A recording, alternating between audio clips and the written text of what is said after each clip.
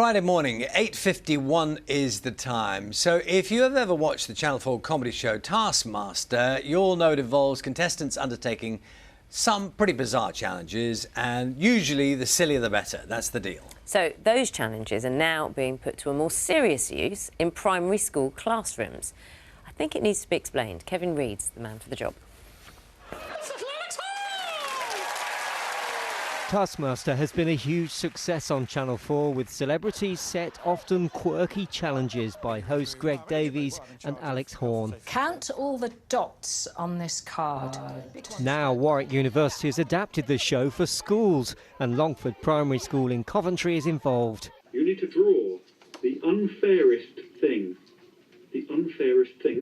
It all helps develop teamwork and creative thinking. And Warwick's aim is to encourage children from deprived areas into higher education. We are trying really hard to be inclusive of all backgrounds and to encourage applicants from Coventry. We are known a little bit, there is a little bit of a divide. Warwick is seen as the university on the hill. We really don't want that reputation. We don't want to be in an ivory tower. That's why we're doing this kind of work. So what have you chosen? Live. Why? Because it's unfair. It's really nice to see the children working together in different teams. They're really excited by it. You felt the buzz all day. It's definitely going to have piqued their interest. I think the fact that they know they've got more sessions is going to really help them. You can do tasks that you never thought you'd do, so then it gets you prepared for the future. It's better than doing science.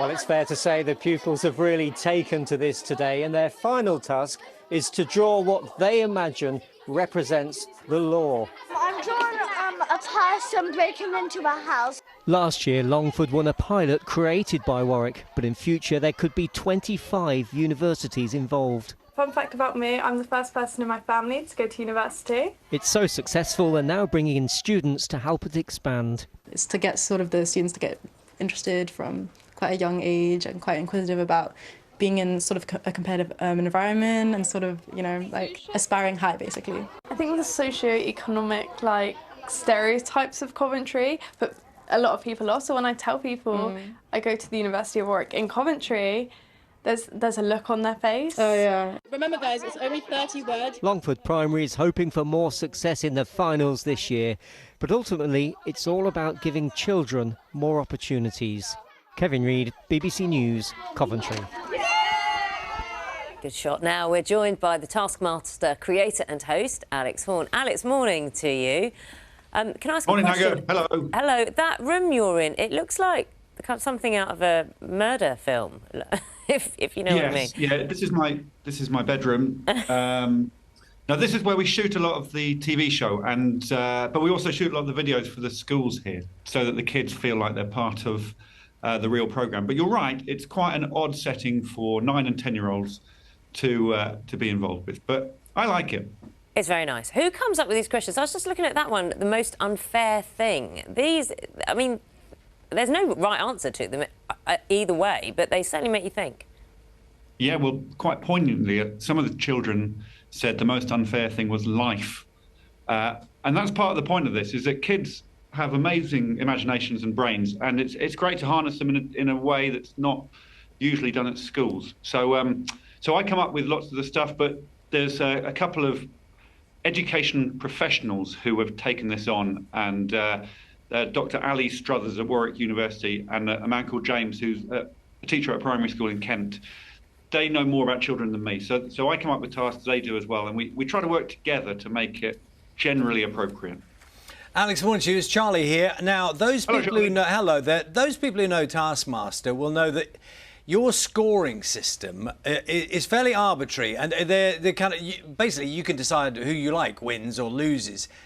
Now, with children, they're often, to be honest, they're often competing, aren't they? And some people say there's a good thing, who's best and who's worst. How does do they get judged at all in the way they play your game? Yes. So, Greg Davies is, of course, the ultimate judge in the show, and he treats people quite brutally. And we've discovered it's fine to do that with kids too. It's good to be blunt with them. I've run Taskmaster sessions in primary schools, And it's really funny, and they know the show, and they want to be treated like the comedians do. So yeah, we don't hold anything back. We say that was good, that was bad, but it's all in the spirit of teamwork and fun. So that they know it's with a sense of humour. But actually, these school tasking things, we've actually harnessed some primary school kids down in Kent who judged the other kids themselves. So the kids are judged by children, and that takes some of the burden off my shoulders.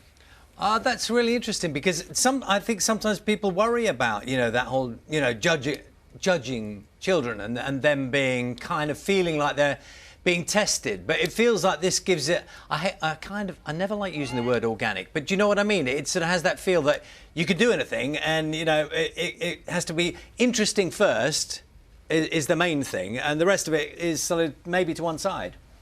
Yeah, it is a cliche, but for this, it really is the taking part that counts, because there's some things that are physical, which might appeal to the more athletic children, some things which are more creative or testing their mental powers. But in the end, it's all just about mucking about and using their brains in a different way. And it's definitely not about the winning. And the judgment element is funny, and they really have risen to that. And they enjoy being sometimes playfully mocked. I think you can do it in the right tone, and hopefully we strike that. Absolutely. And you've been working with the University of Warwick as well, because there is, you'll be well aware, we've reported on it on this programme, the lack of diversity, or perhaps lack of opportunity for some children who maybe some teachers think are not university fodder, they're not the university type. And this is about dispelling those myths. Yeah, so we're focusing on schools with less advantaged children first and foremost. So it is an opportunity, hopefully, to bring this to places that you wouldn't expect us to, and to give everyone an opportunity to think about things in a different way. And then it's quite weird, but it is a way of them thinking about university, even though they're only 9 or 10 years old.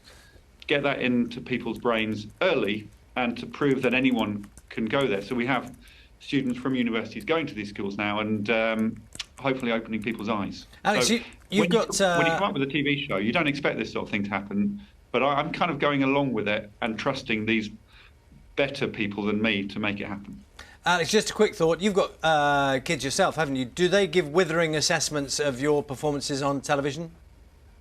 Yes, well, they mainly refuse to watch. They're 10, 12 and 13, so they're the right age of finding me embarrassing. So, yeah, they are my ultimate judges, and they disapprove of everything I do. I think that's absolutely right. That's the natural order of things, isn't it? Yeah, I guess I've got another 7 years of that, and then we'll see whether it goes backwards or forwards from there. Lovely to see you in your delightful studio there, and good luck with everything you're doing. Nice to see you.